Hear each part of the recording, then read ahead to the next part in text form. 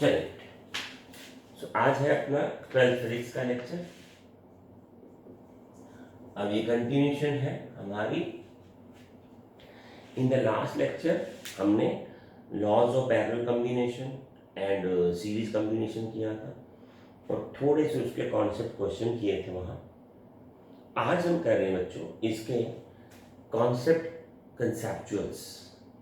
जो कॉन्सेप्ट कंसेप्चुअल्स में जब बोलता हूँ तो आपको समझ जाना चाहिए कि आज जो कॉन्सेप्ट कर रहे हैं वो बेसिकली किसके लिए हैं बच्चे।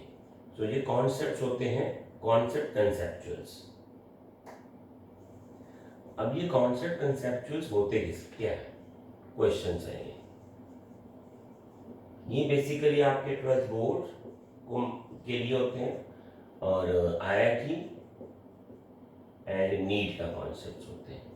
जितने भी नीट और आईआईटी में क्वेश्चंस बनते हैं अगर इस टॉपिक से बनेंगे तो इसी कॉन्सेप्ट से बनेंगे, मैक्सिमम इसी कॉन्सेप्ट से बनेंगे। आपको एक्स्ट्रा से कुछ और करने की जरूरत भी नहीं पड़ेगी, ठीक है। तो बाद में आज के लेक्चर के बाद हम फिर इसके न्यूमेरिकल्स देखेंगे।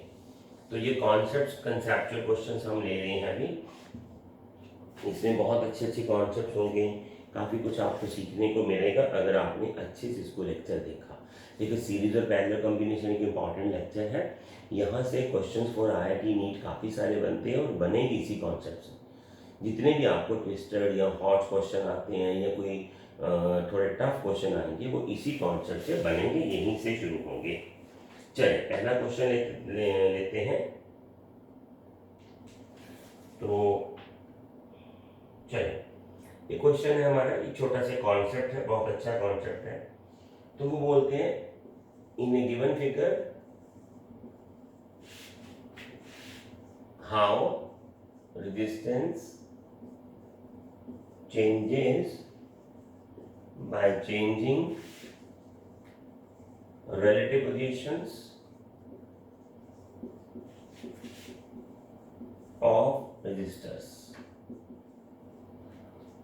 तो ये छोटा सा कॉन्सेप्ट ही है, हमें तो सिर्फ बोल के बताना ही है इसको। जैसे ये एक आपके पास है, एक ये आपके पास है और ये एक आपके पास है। ये ए है, ये बी है, ये सी है।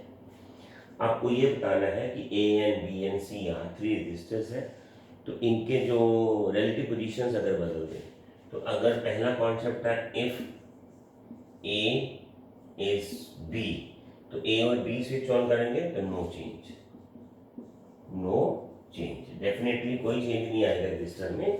अगर आप ए पहले लगा दो, बी पीछे लगा दो, बी पहले कर दो, ए पीछे कर दो, इसमें कोई बदलाव नहीं आएगा। बट हाँ, definitely if A switch over with C or B switch over with A, C, ठीक है, then change resistance occur। ये छोटा सा कॉन्सेप्ट है जो आपको सीखना चाहिए था। ये ध्यान रखना चाहिए। कई बार होता क्या है कि हम यहाँ कंफ्यूज हो जाते हैं। वो बोलता है 2 ओम यहाँ है, 3 ओम यहाँ, कि हमने स्विच ऑन कर दिया, 3 ओम कर दिया, 2 ओम कर दिया यहाँ, तो कोई फर्क नहीं पड़ता। छोटा सा कॉन्सेप्ट है, ये आपको अच्छे से समझ आना चाहिए था एंड आई होप आपको क्लियर हो भी क्या होगा। तो हमने जब वो सी और ए को चेंज किया बच्चों तो वो पैरेलल में कॉम्बिनेशन में बदलाव आ गया। कैसे, वो मैंने क्लियर ही नहीं किया, मेरे को लगा भी कर उसको रब करते हुए that I have made a little early the things A और बी। अब क्या ये देखिए, इसको मेरे को क्लियर कैसे करना चाहिए था। मान लीजिए पहला रेजिस्टेंस है आर बी, पहले इन दोनों को जोड़ लेंगे तो एक बन जाएगा, तो वो आएगा R A plus B plus R by 1 by C. ठीक है, अब मान लीजिए इनको वैल्यूज दे दीजिए 2, 3 और 4। ठीक है, तो यहां से हम निकालते हैं तो ये तो आ गया 5, ए 1 बाय 4। ठीक है, और अगर हमने इसको चेंज कर दिया, ऐसे कर दिया, ठीक है, मेरे को अच्छे से याद ही रहा नहीं, मैंने किया ही नहीं, मैंने रब कर दिया, ये आ गया। अब क्या आ जाएगा बच्चों आपके पास 1 बाय आर पी, डेफिनेटली ये 1 बाय 7 और ये 1 बाय 2। ठीक है, वो दोनों एक्चुअली पता क्या है बच्चों, वो दोनों ऊपर जो सीरीज है ये वाले, ये पहले दोनों ऐड हो जाएंगे तो एक बन जाएगा ना इनकी जगह पे, तो 5 आ जाएगा। तो वो 5 और 4 पैरेलल में आ जाएंगे तो 1 बाय 5 1 बाय 4 ये 7 बन जाएगा क्योंकि हमने रिलेटिव पोजीशन बदल दी है। तो पैरेलल कॉम्बिनेशन में अगर रिलेटिव पोजीशन बदलते हो तो रजिस्टर को फर्क पड़ता है बच्चों। समझ लगी बात। तो सीरीज में अगर ऐसे आगे पीछे करते हो, जैसे 2 को 3 से 3, तो 5 ही आना, 2 से 3 चेंज कर दे, 3 से 2 कर दे, तो कोई दिक्कत नहीं आती। अब ठीक हो गया शायद। चले, तो ये ऐसे अगर आप चेंज करोगे तो रजिस्टर को फर्क पड़ता है। आगे क्या है बेटे, चले नाउ मैं एक क्वेश्चन ये करूंगा, एक कॉन्सेप्ट यहां बताऊंगा, फिर आगे यूज भी करेंगे, ठीक है। तो कॉन्सेप्ट क्या है, you have two registers, you have two registers R1 and R2, R1 greater than R2. How many different possible values? How many? So different possible values of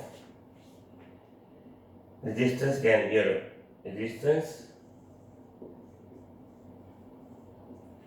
can be obtained, can be obtained। हम कितनी different values इससे बना सकते हैं, ये आ जाएगा आपके पास। देखिए अब आपके पास बच्चों है रजिस्टर है दो, एक R1 है एक R2 है, तो कितने पॉसिबल कॉम्बिनेशन बना सकते हैं।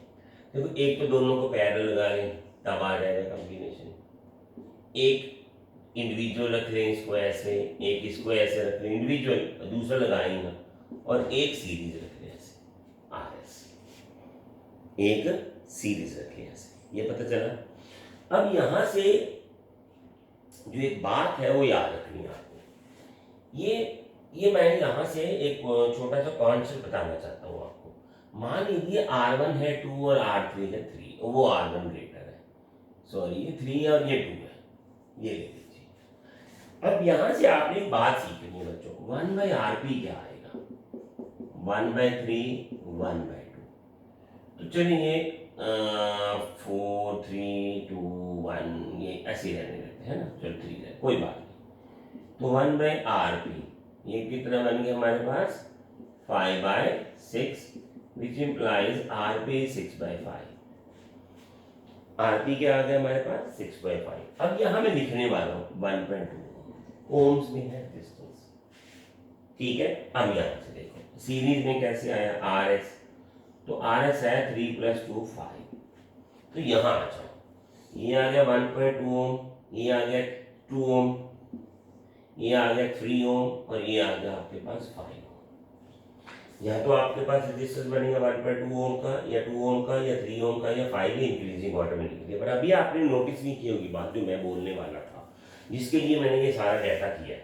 देखिए ऐसे लिखा ही क्यों गया, देखिए 4 रेजिस्टेंस होंगे, उसका मैक्सिमम सम तो बनेगा 5, ये, और मिनिमम सम होगा ये वाला पैरेलल वाला।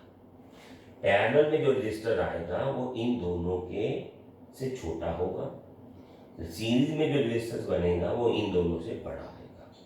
मैक्सिमम इनमें 5 रजिस्टर बनेगा, मिनिमम 1.2। अगर हमें ये बता दे कि मान लीजिए ये, अभी ये क्वेश्चन को आप भूल जाओ, अब मैं यहां डालता हूं कॉन्सेप्ट फॉर IIT और ये नीट का, ये बहुत अच्छा कॉन्सेप्ट है बच्चों, आप ऐसे सीखोगे भी नहीं इसको। नहीं तो IIT और नीट का कॉन्सेप्ट है ये, ऐसा नहीं है कि ऐसे सिंपल सा क्वेश्चन था। कैसे, वो क्या करेंगे बच्चों, आपको बोलेंगे कि आपके पास जो है ये देखिए आपके पास ये 4 रजिस्टर्स है। अब आपको ये बताना है कि ये 4 रजिस्टर्स हैं जो 2 रजिस्टर्स के कॉम्बिनेशन से बने हुए हैं। तो एक तो पैरेलल वाला हो गया, जो मैक्सिमम वो सीरीज वाला हो गया, इसका मतलब ये 2 इंडिविजुअल रेजिस्टेंस है।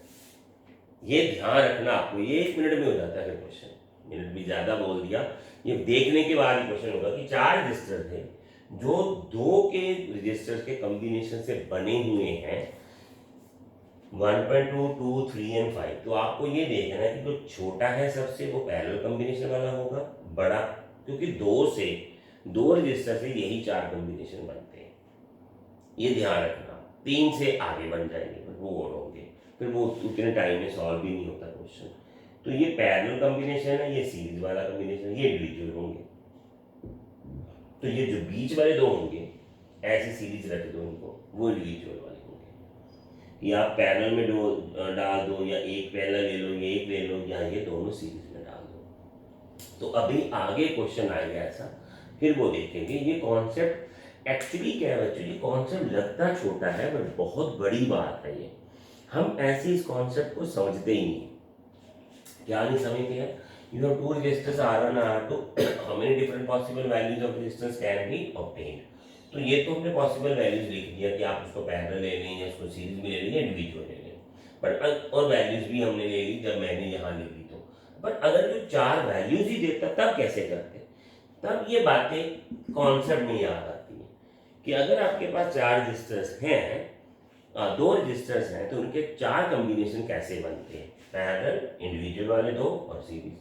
तो जो बीच वाले दोनों में होंगे मैक्सिमम और मिनिमम के बीच में, वो इंडिविजुअल वाला कॉम्बिनेशन होगा, वहां से रजिस्टर है। तो मान लो वो पूछे कि ये चार इनमें से R2 कितना होगा, अगर वो R1 ग्रेटर देन R2 हो तो आपको R2 2 बोलना पड़ेगा।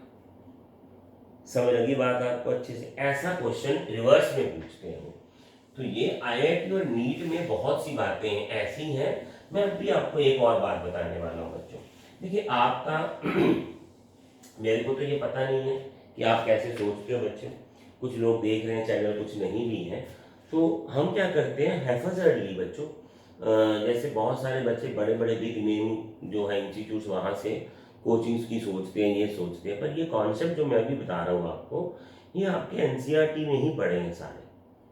अब अगर वो आप अच्छे से कर लेते हो तो ठीक है, अगर पढ़ लेते हो और साथ में आप एक आध कोई टेक्स्ट बुक ले लीजिए, जैसे कोई NCERT फिंगर टिप्स आती है, MTG की आती है, एहाद की आती हैं, और उसके 33 ईयर्स पेपर्स जो ओल्ड हैं वो सॉल्व कर लीजिए, ठीक है।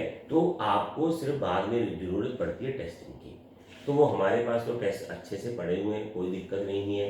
DPPs हैं, चैप्टर वाइज हैं, यूनिट वाइज हैं, सब कुछ है वो, ठीक है। 5 यूनिट के टेस्ट भी हैं, वो सब कुछ है हमारे पास। तो बेसिकली वो टेस्टिंग की ज़रूरत होती है। फिर तो कम जैसे मैंने ये कॉन्सेप्ट बताया आपको, तो आप ऐसे कॉन्सेप्ट को सीख के रखें, आप खुद अपने नोट्स बनाएं, इनको लिखा करें, नहीं तो कोई फ़ायदा नहीं है। सुनने का तो कोई फ़ायदा नहीं होगा आपको, मैं ये बता देता हूँ। आप किसी भी इंस्टीट्यूट का लेक्चर ले लें, सुनने का कोई फ़ायदा नहीं है। लाइव लेक्चर में आप बैठे रहते हो, लिखते नहीं हो, उसको बाद में रिकॉर्डिंग में देखना पड़ता है या ऐप से निकालना पड़ता है। अगर आपने लिखा नहीं है, कोई फ़ायदा नहीं हो रहा आपको उसमें। जब तक आप खुद नहीं लिखोगे आपको कोई फ़ायदा नहीं किसी चीज़ का, क्योंकि आपके माइंड में रिटेनिंग पावर इतनी आएगी नहीं। चलिए आगे देखते हैं बच्चों। ये छोटा सा एक पार्ट था जो बड़ा बना दिया मैंने क्वेश्चन को। तो आगे क्वेश्चन है ये है 2 कॉपर वायर्स। ये नीट कॉन्सेप्ट है बेसिकली, नीट में ऐसा क्वेश्चन हो जाते हैं। 2 कॉपर वायर्स ऑफ रेडियाई, ठीक है, R and 2R are connected in series,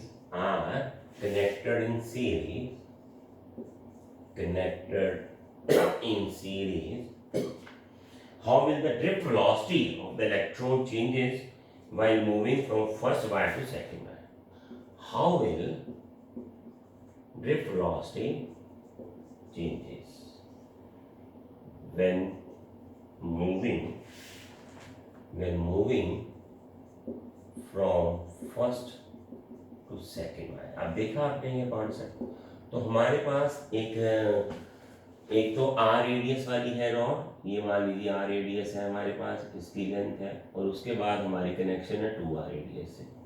तो ये आ गया आपके पास 2R रेडियस, तो ये आ गया आपके पास।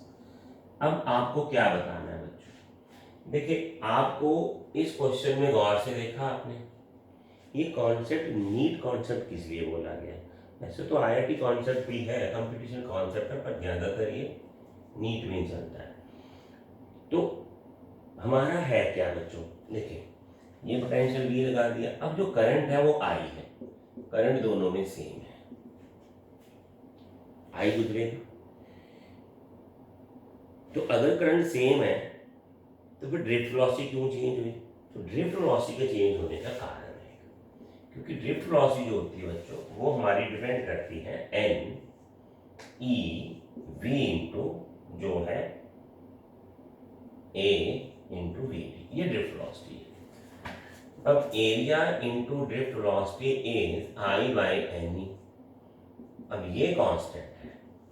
अब इस कॉन्सेप्ट की शुरुआत ऐसे होती है, जो सीरीज में ये पकड़ लेगा बंदा कि सीरीज में जो करंट है वो सेम रहेगा, तो वो ये कॉन्सेप्ट में जाएगा कि मेरे को आई जो है ऐसे रखनी है, I is equal to N E A V D, A into V V D, I by N E, N number of electrons per unit volume, E charge electron, I वैसे कांस्टेंट करंट मैंने बता ही दिया कि दोनों में same है। Same क्यों है? सीरीज है, तो ये कांस्टेंट रहेगा अपना, ये आ गया कांस्टेंट। तो इसका मतलब drift velocity is inversely proportional to area. तो ड्रिफ्ट वेलोसिटी जो है एरिया की ड्रिफ्ट वेलोसिटी। अब ये एरिया यहाँ क्या है? यहाँ एरिया आर स्क्वायर है, ठीक है ना, पाई आर स्क्वायर, और यहाँ क्या है? 4 R square, proportional to A1 and A2. So A2 is 4 times A1. A2 is 4 times A1. तो इसका मतलब ये बना कि जो ड्रिफ्ट वेलोसिटी है वो पहले में आपको देख लीजिए, इसका एरिया सेकंड में बढ़ जाएगा। सो VD1 यानी फर्स्ट में दैट इज A1 प्रोपोर्शनल ले लीजिए यहाँ, और सेकंड में VD2 कितना आ गया? A बाय 4A1, ठीक है। तो इनको डिवाइड कर दीजिए, drift velocity V2 by VD1 equal to, अब ये ऊपर चला गया, ये उसके ऊपर आ जाएगा, तो ये आ जाएगा 1/4। तो drift velocity in second is 1/4 of the first. Drift velocity in second जो होगी, जहां एरिया ज्यादा है वहां पहले से कम हो जाएगी, 1/4 हो जाएगी। ये आपको अच्छे से ध्यान देना होगा। So drift velocity in this will be 4 times less, 4 times less. VD in this is 4 times less. अब ये समझ लगा आपको बात? देखिए 2 वायर्स हैं, रेडियस दे दी है उसने, और आर कनेक्टेड इन सीरीज है। How is the drift velocity will change in moving the first wire to this. ये फर्स्ट वायर है, ये सेकंड वायर। फर्स्ट वायर का रेडियस कम है, सेकंड वायर का रेडियस ज्यादा है, पर दोनों में करंट सेम चलेगा क्योंकि सीरीज का ये रूल है। तो करंट तो सेम है, एन भी सेम है, ई भी सेम है, और दोनों का डिवीजन कांस्टेंट रहेगा। तो एरिया इनटू वेलोसिटी जो है कांस्टेंट है, when current is same then drift velocity depends upon the area. अब ये कॉन्सेप्ट आप सोच के देखना बच्चों, ये ब्लेंड ऑफ कॉन्सेप्ट है सीरीज और ड्रिफ्ट वेलोसिटी का। ये कम जगह पे मिलेगा आपको, मैं पूरी तरह बता रहा हूँ आपको कि ऐसा कॉन्सेप्ट जो है वो आप ढूंढो यूट्यूब पे, आपको कम मिलेगा। ऐसा कॉन्सेप्ट कम ही दिखा जाएगा। पर ये एक्चुअली मैं बोल रहा हूँ आपको कि we are preparing our lectures after doing certain researches. तो उस रिसर्च के हिसाब से बहुत सारे कॉन्सेप्ट्स हैं जो यूट्यूब पे आपके लिए या लाइव क्लासेस में आपके लिए मिल नहीं रहे हैं, तो वो हम लेके आ रहे हैं। बहुत सारे मिल जाएंगे आपको ऐसे कॉन्सेप्ट जो नहीं होंगे कहीं और। तो आप इनको अच्छे से लिख लें, बस ये ध्यान रखिए आप, ठीक है। तो आगे चलते हैं बच्चों। अब जैसे ये क्वेश्चन है बच्चों, अब ये जो क्वेश्चन है आपका, ये टिपिकली आईआईटी कॉन्सेप्ट है, और इस कॉन्सेप्ट में आपको बहुत कुछ सीखने को मिलेगा। पर ये एक लेंथ वाइज कॉन्सेप्ट बनाया हुआ मैंने, जो आपके लिए ढूंढा है, ये मैंने आपको जो कॉन्सेप्ट देना है, तो आप इसको अच्छे से ध्यान से देखने की कोशिश करें, ठीक है। आपको लिखते हुए भी बहुत सारी चीजें ऐसी पता चलेंगी जो आपको नेक्स्ट क्वेश्चंस में बहुत हेल्प करेंगी। कैसे हेल्प करेंगी बच्चों? ये देखिए, 2 wires of same material, 2 wires पहले अच्छे से लिख लेते हैं, of same material, 2 wires of same material but having area of cross section,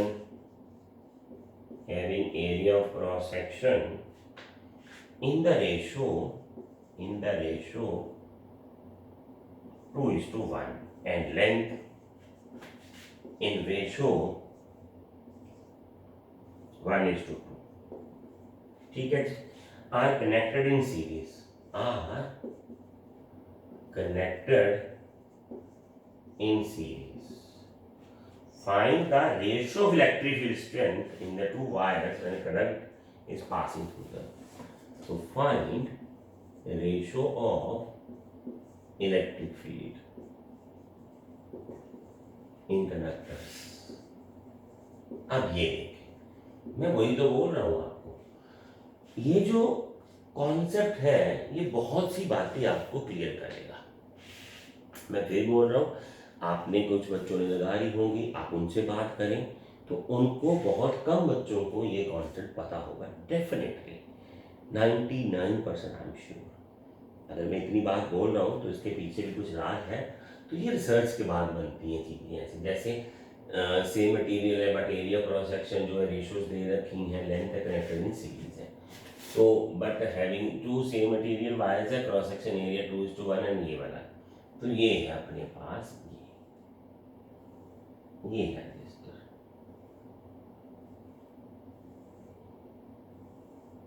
ये है। ऐसे बना लो इसको, क्या दिक्कत है इसमें? ठीक है, अच्छे से क्लियर होगा आपको। तो ये आ गया। अब ये अगर L है तो ये 2L होगा, ठीक है। तो ये एरिया अगर ये A है तो ये 2A होगा, है ना। तो 2:1 आ जाएगा, वो 1:2 है। अब हमने क्या ढूंढना बच्चों, यहाँ इलेक्ट्रिक फील्ड कितनी है और वहाँ इलेक्ट्रिक फील्ड कितनी है। अब इसमें बहुत बड़ा झोल है, ये देखते जाओ आप। ये V है, ये लेंथ है। बेसिकली इलेक्ट्रिक फील्ड का हमारे जो दिमाग में फॉर्मूला होता है वो ये है, ये ध्यान रखना। Electric field is always potential by length, potential difference across this and this. But इसमें हम थोड़ा सा झोल करेंगे। देखो basically what is electric field, basically electric field जो होता है वो V/L है। पर हमें यहाँ पंगा पड़ेगा बहुत बड़ा। वो कैसे पड़ेगा, क्योंकि इसके क्रॉस पोटेंशियल है V1 और इसके क्रॉस है V2, दोनों का पोटेंशियल डिफरेंस है। तो इलेक्ट्रिक फील्ड का कंपैरिजन करें कैसे भाई? ठीक है, तो हम थोड़ा सा ट्विस्ट करते हैं फॉर्मूलाज में। कैसे करेंगे बच्चों? ये है सीरीज, तो सीरीज में करंट सेम है, उसका फायदा उठाते हैं। तो ये बन गया I, ये बन गया R/L। हम क्या करते हैं, इलेक्ट्रिक फील्ड का R से फॉर्मूला लेते हैं, current I into resistance per unit length, per unit length. ये इलेक्ट्रिक फील्ड बन गया। तो इलेक्ट्रिक फील्ड में I इंटू, अब रेजिस्टेंस पर यूनिट लेंथ बच्चों क्या होता है? रेजिस्टेंस होता है हमारे पास ρL/एरिया। अगर हम रेजिस्टेंस को ऐसे लिख दें, ये देखिए बच्चों R/L, तो ये है वो resistance per unit length. Resistance per unit length पता चल गया। तो इसका मतलब हमें लेना है ρ/एरिया, ये लीजिए। तो अब तो हमने लेंथ का तो कॉन्सेप्ट ही उड़ा दिया वहां से, ठीक है। तो रेजिस्टेंस पर यूनिट लेंथ आ गया। तो रेजिस्टेंस पर यूनिट लेंथ में तो कोई प्रॉब्लम है ही नहीं हमें, ये बन गया, ठीक है। तो E1 और I सेम आएगा, ये सेम है। तो E जो होगी इलेक्ट्रिक फील्ड वो हमारे पास ये आएगी, electric field across the conductor या inside the conductor will be directly inversely proportional to its area. ये समझे बात आप? ठीक है। तो ये फिर घूम फिर के हमारे पास बन गया ये। तो E1 bye E2 equal to A2 bye A1। तो A2 बाय A1 क्या है हमारे पास? ये A है और ये 2A है। ये है ना हमारे पास A1 और ये है A2 एरिया, समझे? तो E1 bye E2 equal to 1:2, ये आ गया। इसीलिए मैंने इसका लिखा है। ये ध्यान से देखना बच्चों आपने, electric field concept including the resistivity, potential, series. मैं फिर बोल रहा हूँ, आप ये कॉन्सेप्ट ही ऐसा है। आपके साथ वाले रेयरेस्ट फॉर्म में बच्चे होंगे जिनको पता होगा whatever the live classes they have joined और whatever the course they are doing, ठीक है। तो बहुत सारे कॉन्सेप्ट्स हैं जो उनको अभी सीखने हैं। बाकी जो आप देखते हो वो देखने वाली बातें हैं, ठीक है। यहाँ से आ जाएगा क्वेश्चन। तो ये बहुत अच्छा क्वेश्चन है। ठीक है, आप इसको दोबारा दोबारा देखें। हमने वो क्यों हटाया वहां से रेजिस्टेंस और लेंथ को, और रेजिस्टेंस पर लेंथ क्यों लिया, क्योंकि लेंथ के हिसाब से फिर उसमें चेंजेस आते हैं रेजिस्टेंस की, तो हमने रेजिस्टेंस पर यूनिट लेंथ वाला कॉन्सेप्ट वहाँ इलेक्ट्रिक फील्ड के लिए डाल दिया। चलिए आगे चलते हैं बच्चों, समझ लगा ना। तो हमने वो रेजिस्टेंस जो था आर रो एल बाई ए, हमने आर बाई एल ले लिया, तो रेजिस्टेंस पर लेंथ तो दोनों का सेम रहेगा, चाहे एक की लेंथ एल है या एक की लेंथ डबल हो जाए, आर बाई एल सेम है, पर यूनिट लेंथ उनका रेजिस्टेंस सेम रहेगा, वो नहीं बदलने वाला था, तो हमने उसके कॉन्सेप्ट को ले लिया। ठीक है ना, तो यहाँ से आ गया। अब ये छोटा सा कॉन्सेप्ट है आपके पास, पर ये कॉन्सेप्ट मैं अभी बताता हूँ बच्चों, ये है एनसीईआरटी का और ये सीबीएसई बोर्ड में क्वेश्चन आ रखा है। ठीक है, ये सीबीएसई बोर्ड में क्वेश्चन आ रखा है। तो क्या है, n equal resistors of R ohm, n equal resistors of R ohm are first connected in series and then in parallel. What is the ratio of equivalent resistance? What is the ratio of equivalent resistance? What is the ratio of equivalent resistance of series and parallel? तो answer आ गया। देखो बच्चों, series में तो n into R, n resistors है, और parallel में r बाई n। ये अगर रेजिस्टर सेम होते हैं तो ये देखिए, सीरीज मान लीजिए आपका रेजिस्टेंस है 1, तो 2 बन गया टोटल, n इंटू 2 यानी 2 इंटू 1। अगर ये ऐसे 1 है, ये भी 1 है, तो कैसे आएगा आपके पास 1 by 1 plus 1 by 1 by R P, ये बन गया 1 by R P, 2 by 1 R P आ गया 1 बाई 2। तो ये क्या बन गया, आर पी मतलब आर, ये तो आर है, नीचे एन जितने इसके जोड़े हैं। देखिए समझ लगा, ये देखिए हमने 2 जोड़े हैं तो इसलिए ये 2 आया है, 3 जोड़ते तो 3 आते हैं, तो हमने एन डाल दिया नीचे, आर मीन्स 1 ये वाला। ठीक है, और यहाँ 2 आया है, ये आर सीरीज 2 आई है, तो इसको भी 2 इंटू 1 एन इंटू आर लिख लीजिए। जब इक्वल रेजिस्टर्स होते हैं ना, इक्वल एन, तो ऐसे फंडा चलता है। अब दोनों की आप रेशो ले लो, R S by R P, क्या आ जाएगा आपके पास, N R by R by N, तो ये आ गया एन स्क्वायर। ये क्या आ गया आपके पास, एन स्क्वायर की वैल्यू आ गई। ये पता चला आपको बच्चों? ठीक है, परफेक्ट। तो ये पता चल गया ना आपको कैसे आया, 1 बाई 1 ये जोड़ेंगे तो आप 1 बाई 2 बनेगा, क्योंकि 1 प्लस 1 तो 2 बनता है, नीचे मैंने 1 ऐसे डाल दिया, जब उल्टाया तो 1 बाई 2 बन गया। अब 1 मीन्स ये, 2 मीन्स 2 n, तो n डाल दिया। अगर ये 3 होते तो r बाई 3 आएगा, 1 बाई 3 आएगा, अगर 4 होंगे तो 1 बाई 4 आएगा। ठीक है, तो ये सीबीएसई बोर्ड का एक छोटा सा क्वेश्चन था, ये 2 मार्क्स में आया होगा वहाँ, वो आपको सीरीज की रेशो ही बतानी थी। आगे चलते हैं बेटा, ये हमारा रीजनल बोर्ड है पंजाब बोर्ड, उसमें क्वेश्चन आ रखा है 2014 में, तो ये पंजाब बोर्ड का क्वेश्चन है। ठीक है, तो यहाँ क्या क्वेश्चन है देख लेते हैं। 2 resistors connected in parallel have effective resistance 1.2।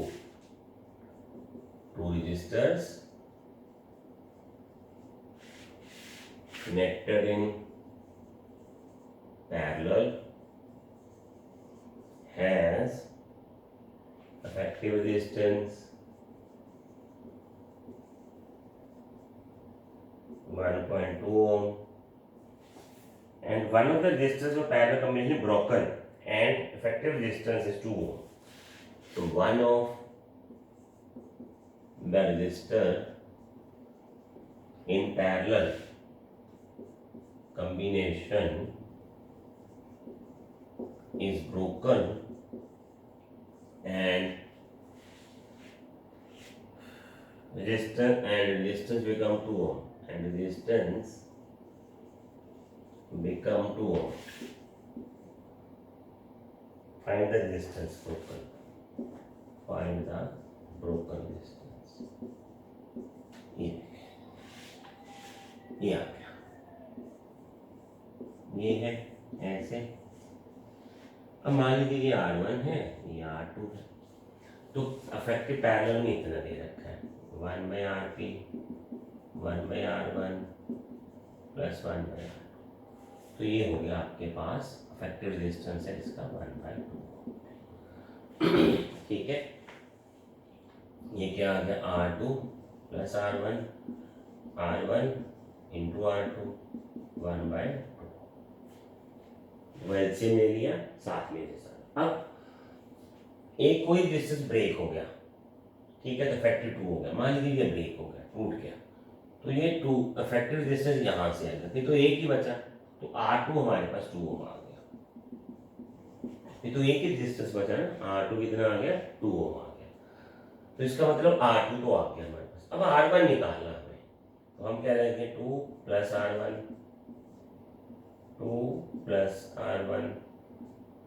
Equal to 1/2। ठीक है, अब इसको कर लो 2.4 plus 1/2 R1 equal to 2R1, 2/4 2R1 minus 1/2 R1, 2.4 0.8 R1 आ गया 3 ओम। ये आ गया, R2 हमारे पास है 2 ओम, R1 है 3 ओम। तो ऐसे आपको एक छोटा सा कॉन्सेप्ट था जो आपको समझना चाहिए था। समझ लगी बच्चों? चलिए, ये हो गया। आगे देखिए फिर हम, अब छोटे छोटे कॉन्सेप्ट्स हैं जो जल्दी जल्दी आप पकड़ लोगे तो अच्छा है बच्चों। ठीक, चलिए आगे। चलिए, तो आगे क्या है हमारे पास,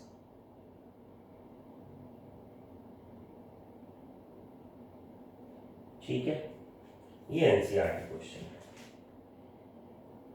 एनसीईआरटी क्वेश्चन तो सारे कर लेते हैं ना, क्या डाउट आएगा इसमें से?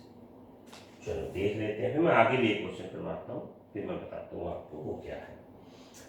तो ए negligible small current is passed through a wire of 15 meter cross section area of this and distance is measured to be 5 ohm. Find the resistivity of the material. अब ये सिंपल क्वेश्चन है बच्चों। A negligible small current passed through a wire of length 15 metre, uniform cross section area, uniform cross sectional area 6 into 10⁻⁻7 meters square and the distance is 5 ohm. And find the resistive material at the temperature of experiment. You have to find this बच्चों, बस simple था। अब NCERT है तो मैंने कहा कर लेते हैं बच्चों आपको, ठीक है। तो रो आ जाएगा आपके पास R into A by L. अब सबकी वैल्यू दे रखी है 5 6 10⁻⁻7 15, तो रो की वैल्यू आएगी 2 इंटू 10⁻⁻7 ओम मीटर। ये आ गया, सिंपल था बच्चों। अभी इसमें कुछ बोलने वाली है, इसके डिस्कशन में तो है ही कुछ नहीं। एनसीईआरटी का मैंने कर दिया आपको, ऐसे ही रेजिस्टिविटी निकालने की बात आ गई तो फिर मैंने वो कर दिया आपको, ठीक है। अब यहाँ बच्चों एक क्वेश्चन है मेरे पास, वो मैं आपसे क्वेश्चन पहले डिस्कशन में कर चुका हूँ, बट अब वो हमने किया था पूरी डिटेल में वहाँ, ठीक है। तो वो यहाँ क्वेश्चन दोबारा देखते हैं। वो कहते हैं कि 2 wires of equal length and one is the of aluminium and another is of the copper of same resistance. हमने सेम लेंथ कॉपर की ले ली है, सेम लेंथ ही एल्यूमिनियम की ले ली है. सो एल्यूमिनियम लेंथ और कॉपर लेंथ इज सेम और aluminium resistance and copper resistance is same. ठीक है ना, सेम ले लिया है. Which two wire is lighter and you have to tell कि इनमें से जब हम ये लेंगे, लेंथ तो सेम लेंगे, रेजिस्टेंस भी सेम लेगा ना. हमें ये पता करना है कि एल्यूमिनियम या कॉपर में कौन सी जो हमारी रेजिस्टर है वो लाइटर होगा. तो फाइंड विच इज लाइटर. ये हमने कर लिया है ना, याद आ गया आपको, कर लिया है. पर अब ये एक्चुअली वैल्यूज में आ रहे हैं. तो वैल्यू कैसे आएगी बच्चों, ये दे रखा उसने एल्यूमिनियम की रेजिस्टिविटी 2.6 10⁻⁻8 है. ये है कॉपर की रेजिस्टिविटी 1.7 ओम 10⁻⁻8. ये आ गया आपके पास. तो डेंसिटी ऑफ एल्यूमिनियम ये मैंने बताया भी था आपको 2.7 होती है और डेंसिटी ऑफ कॉपर 8.7 होती है. अब इसका कॉन्सेप्ट समझ लीजिए आप. तो रेजिस्टेंस तो होता है हमारे पास रेजिस्टिविटी L/A. ये आ गया आपके पास. अब इसको हम बनाते हैं बच्चों, ये रो इंटू, ठीक है. तो हम क्या कर रहे हैं बच्चों, L², इसको हम मल्टीप्लाई करते हैं. इसको निकालने के लिए L इंटू डी से ऊपर और नीचे A into L into D से नीचे. L into D means L is length, D is density, L is length, D is density. तो ये किया क्यों है, ये बन गया R² इंटू डी, नीचे मास. कैसे, volume into density, area into length is volume. तो वॉल्यूम इंटू डेंसिटी क्या बन जाएगा, मास. तो मास क्या आ गया हमारा, रो L² डी बाय रेजिस्टेंस. ठीक है, यहां से हमारे पास आ गया. अब बच्चों mass of aluminium divided by mass of copper, तो क्या आ जाएगा, resistivity of aluminium, density of aluminium, resistivity of copper, density of copper.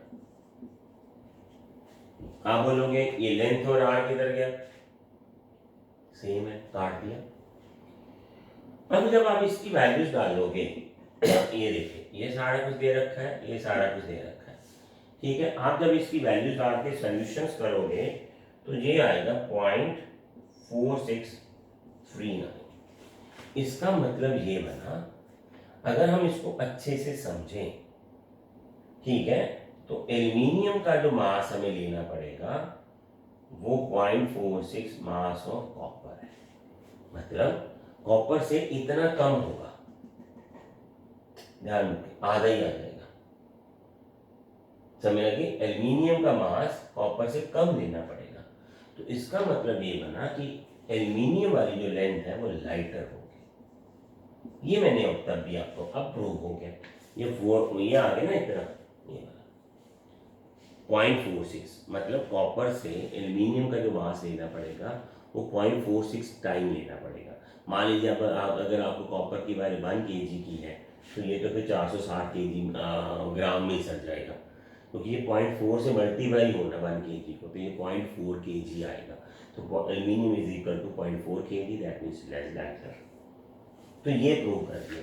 पर यहाँ मैं एक छोटी सी बात बताना चाहता हूँ बच्चों. ये मैंने सारा इसलिए लिखा है, ये ध्यान से देखिए आप.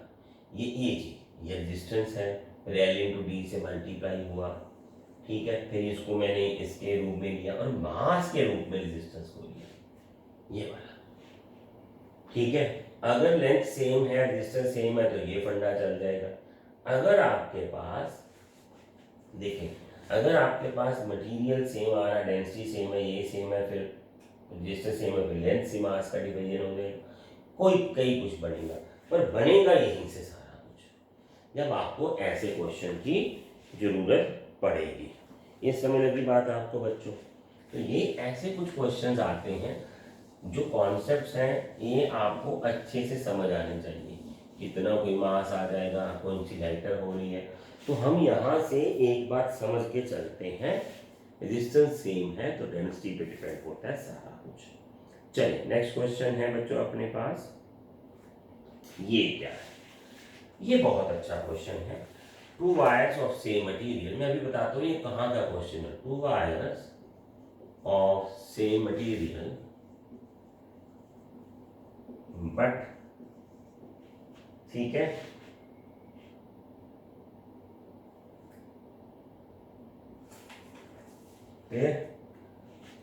But area having area of cross section in ratio 2:1 and length 1:2, ठीक है, connected across a parallel,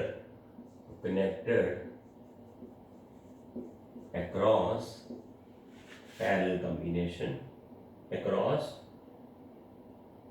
V volt in parallel combination, ठीक है, in parallel combination, find the ratio of current। तो पहले मैं ये बता देता हूँ, फिर वही बात है बच्चों, ये तो IIT का ही है कॉन्सेप्ट, पहले चले करते हैं। तो उन्होंने बोला कि एरिया, ये देखें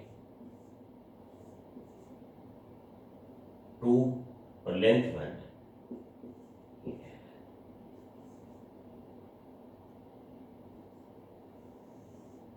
ये है,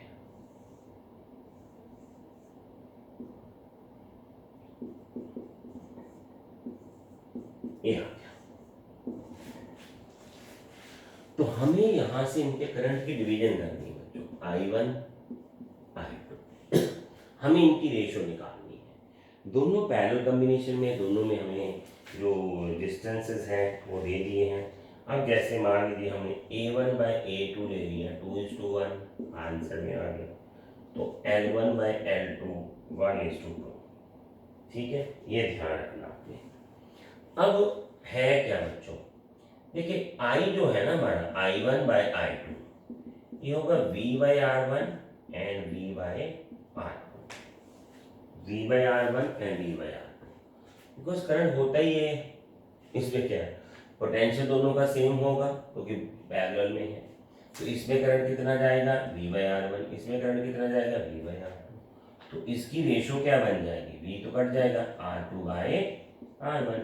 ये मैंने करवाया हुआ कॉन्सेप्ट आपको। अब आ जाए तो R2 कैसे लिखेंगे, रो L2/A2, इसको कैसे लिखेंगे बच्चों, रो L1/A1।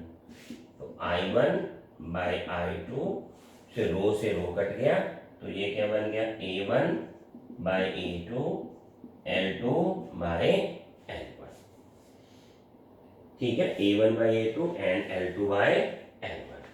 तो ये क्या आ गया, अभी आपके पास रेशो डाल दो इसकी, ये तो आ गई 2:1, ठीक है, और ये आ गया आपके पास 2:1।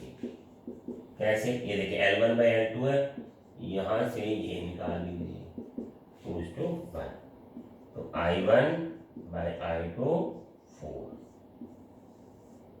तो I1:I2 जो है वो 4:1 है, यानी I1 में जो करंट होगा वो देख लीजिए I2 से 4 टाइम्स आ जाएगा, वो देखो आपके पास अभी है, ठीक है। चलिए क्लियर हुआ ये कॉन्सेप्ट, चलिए अच्छे से क्लियर हो गया आपको, ठीक है। तो यहाँ आगे एक क्वेश्चन है, एक क्वेश्चन और सुन लीजिए आप प्लीज। अभी एक क्वेश्चन और पढ़ा, इसके बाद फिर हम यहाँ से ये लेक्चर बंद करेंगे, पर प्लीज छोड़े मत, सुन ले। In a circuit containing two unequal resistors connected in parallel, which is the following is incorrect. Following is correct. Sorry, two unequal resistors हैं, हमने उनको पैरेलल में डाला है। Current through the register he same नहीं है। अगर दोनों के रजिस्टर्स नहीं सेम है तो दोनों में करंट सेम कभी नहीं होगा, ठीक है, क्योंकि करंट की जो रेशो है वो ऐसी आती है R1/R2, R2/R1 आती है, ठीक है। The potential drop across the both the resistors is same, yes, potential drop same होता है बच्चे, V/V/N सेम है, NCERT का concept. Small current flows through the small register, ये भी गलत रॉन्ग है, ठीक है। जो जिसका रेजिस्टेंस कम होगा बच्चों उसमें करंट ज़्यादा है, जिसका रेजिस्टर कम है उसमें करंट भी चार्ज होगा है। तो ये एक छोटा सा पार्ट है। अभी आज के लिए हमारा एक लास्ट पार्ट है, तो ये कॉन्सेप्ट हमने कर लिया, 1 मिनट का काम है, सिर्फ 1 मिनट है बच्चों। अब क्वेश्चन सुन लेना, लिखने वाला है क्वेश्चन आपके लिए तो, पर हमने कर लिया है, फिर भी लास्ट में इसका कॉन्सेप्ट सुन लीजिए।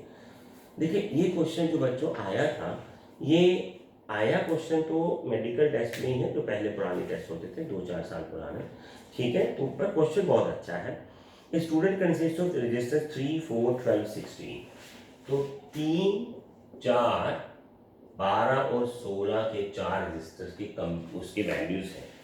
A student obtains resistance of 3, 4, 12 ohm only by using 2 resistors from 2 resistors। क्या है, वो 4 रेजिस्टेंस ऑब्टेन करता है 2 रेजिस्टेंस को यूज करके। याद आया, क्वेश्चन स्टार्ट में किया था। इसका मतलब ये आरपी है, ये आरएस है, ये इंडिविजुअल्स है, सिंपल, ठीक है। तो अभी क्वेश्चन सुन लीजिए। Either separately or joined together, what is the value of the resistance of each of these wire? आपको रेजिस्टेंस की वैल्यूज बतानी है दोनों की क्या है। अगर यहाँ लिखता हूँ बच्चों, IIT एडवांस वाला भी है और ये नीट कंप्यूटेशन भी है, ये मैंने पहले भी लिखा था आपके लिए मेंस, ठीक है। ये कॉम्बिनेशन 1 मिनट में पता चलता है ना, ये देखिए अब आपके पास 4 रेजिस्टेंस है, आपके पास 4 रेजिस्टेंस है जो 2 से रेजिस्टेंस से बनाया है। या तो आपने उसको सीधी में यूज किया या पैरेलल में यूज किया, और या उसको इंडिविजुअल यूज करेंगे, तो 4 ही बनेंगे कॉम्बिनेशन। और ऐसे लिखना है बच्चों, जो सबसे छोटा होगा वो पैरेलल कॉम्बिनेशन बनेगा, बड़ा जो होगा सीरीज में बना होगा, बीच वाले 2 ही होंगे हमारा आंसर। तो R1 जो है 4 है और R2 जो है 12 है। सीरीज 16 आ गया, पैरेलल करोगे 3 आ जाएगा। ये मैंने स्टार्टिंग में बताया था। तो आज हमारा यहाँ तक होगा इसका पार्ट। नेक्स्ट में अभी इसके न्यूमेरिकल्स पढ़े हैं, तो मैं फिर बोल रहा हूँ आपको, प्लीज़ इस चैनल को ध्यान से सुन लीजिए, देखिए, लाइक करें, शेयर करें और सब्सक्राइब करें, और इसको ध्यान से देखें। सारे लेक्चर्स को नोट जरूर करें बच्चों। लेक्चर सुनने से कुछ नहीं होगा, किसी का भी लेक्चर सुनते रहोगे कुछ नहीं होगा, ये ध्यान रखना आपको। अगर आपको सुन के लिखने की आदत पड़ जाए, देन रिकॉर्डेड लेक्चर यूट्यूब पे बेस्ट प्लेटफॉर्म बन जाता है। लाइव पे हम उतना अच्छा लिखते नहीं, बाद में रिकॉर्डिंग होती है, फिर डबल लगता है हमारे को टाइम। तो अगर आप साथ साथ सुनते जाओ, साथ साथ लिखते जाओ, कॉन्सेप्ट को एक एक क्वेश्चन सुन लो, फिर लिख लिया, तो लिख लिया, तो आपको अच्छे से समय लगता है। चलिए फिर मिलेंगे आगे।